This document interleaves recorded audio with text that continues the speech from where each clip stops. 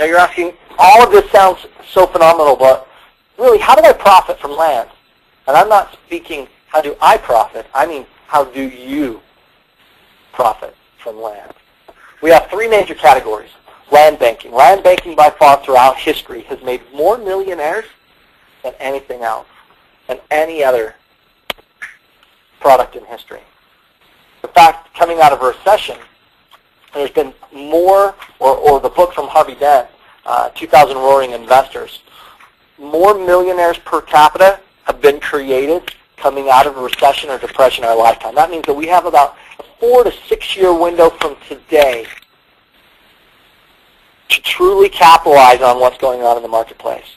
And then as it recovers, that's when we're going to be millionaires. Land banking. Number 2, buying, wholesale, selling, retail. I think it's fairly self-explanatory. That's buying for $3,000 and trying to sell it for whatever you can today, just to make a profit. Number 3, we actually teach people how to make a cash flow by themselves or by you offering seller financing to somebody else. See, there's a massive amount of people out there that are looking for financing. They're looking for the investment property. They're trying to figure out, how do I capitalize on this? So in turn, you've bought a property from us, you offer it for more money, it's seller financing, and you collect a couple $100 a month cash flow. Meaning that maybe you're paying me $150, and you're able to sell it for enough money that you're collecting $3. Now I'm going to ask the question, what would it take for you to make a $200, $300 cash flow buying an investment property in your area? Most people tell me between $100,000 and $400,000. Well, for that, to get that loan right now, you're going to have to put down 20%.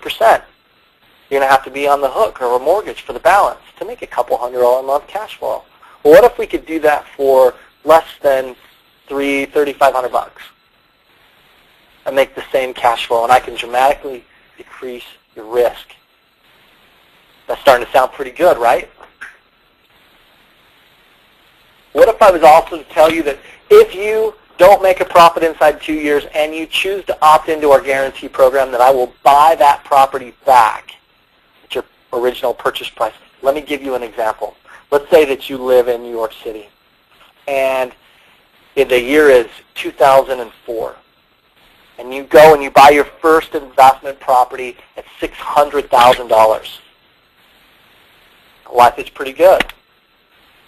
Flash forward to 2009. The market's crashed. That property is now worth $400,000 and you owe $6,000. Now what if you were able to go back to the original seller and say, excuse me, sir, I bought this property from you for $600,000. It's now worth $4,000. I would like my $600,000 back, please. And they did it. They paid off the loan, paid back your bank, and you got to walk. That's the power of what we're offering. Absolutely guarantee. Should you choose to opt in? I'm not saying should you choose to opt in, because if you're going to be a land banker and you can put this in your 401k plan, which many, many people do, you might be holding the property for 10, 15, 20 years. In that case, buyback guarantee is no good for you.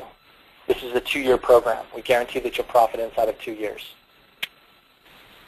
Now, remember these 3 individuals throughout history? The reason why I bring them back is because I want to make sure that I point out specifically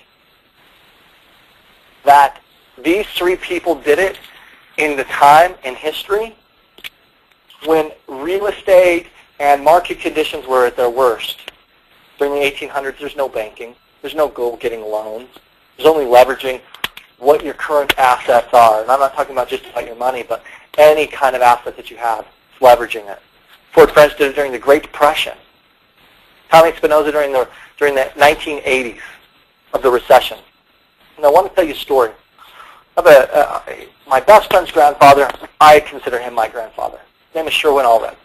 I'm in my mid-20s or low 20s, and I'm figuring myself out. I learned all these things. I found out I had dyslexia. I found out how to correct the problem. I'm creating these visions and goals. I hadn't really started doing anything yet. So he sat me down. He said, Greg, I want to tell you a story. I want to tell you a story about a farmer and a traveler. I said, okay, that sounds great. So the traveler is walking through town, and it's a big farming community. And he gets to a fork in a road, and he sees a farmer out in his field, and he walks up to him and says, excuse me, sir, would you mind if I cut through your cornfield? It's going to look like it's going to save me a couple of miles of traveling around. The farmer says, yeah, sure, absolutely. The traveler says, well, would you mind also if I just took one ear of corn? I'm kind of hungry, and would you mind? The farmer says, absolutely, go ahead, but under one condition. The traveler said, okay, what's the condition? The farmer said, you can start here, and you can walk forward. And as you pass a row of corn, you can't go back. You just pick one whenever you want. Just choose it, but you can never go back. So the traveler said, okay, that sounds great. And he starts walking through the cornfield, and it's about season, harvest time, and things are getting ripe. As you can tell, I'm kind of animated, so I'm actually pacing in my office while we're talking about this. He's going through the cornfield, and he starts to get about halfway through, and the corn is just looking glorious. It's golden. The husk is starting to peel off by itself. It's just mouth-watering. And it goes a little further, and it continues to get better and better and better. So from the time he's starting, there's a time where he's 3/4 the way through, the corn's just getting better. So he keeps walking. And after he hits that 3/4 the way through point, it starts to get a little bit lighter. Maybe the irrigation water isn't there so much. It's not coming through. It's getting lighter and lighter and lighter. And the corn is getting thinner.